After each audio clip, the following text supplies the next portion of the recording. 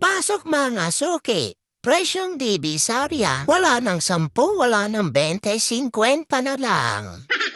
Ano ka ba naman, Chester? Nakaupo ka lang dyan? Mangalok ka ng mga paninda doon. At saka umalis ka nga dyan, inuupuan mo yung mga paninda natin. Bro, bakit naman kasi tong pati sopa ko binibenta mo? At saka pati yung Superman kong damit sinama mo rin? Mabuti na yan, Chester, nang hindi ka na makalipad. At saka bro, bakit pati si Dagul nananahimik yan sa kwarto Puro ka namang kontra, Chester Wala pang ambre naman mamalasin mga paninda ko.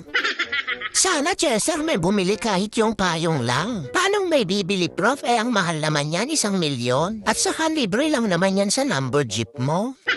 Eto pala ang mga paninda ko. Ayan si Dagol kaysa naman nasa kwarto lang. May kamyas rin, panigang at sipit. At saka yung sopa ni Chester, binibenta ko na rin. Blender ni Mama, ibenta ko na rin para hindi na siya mahirapang mag-shake.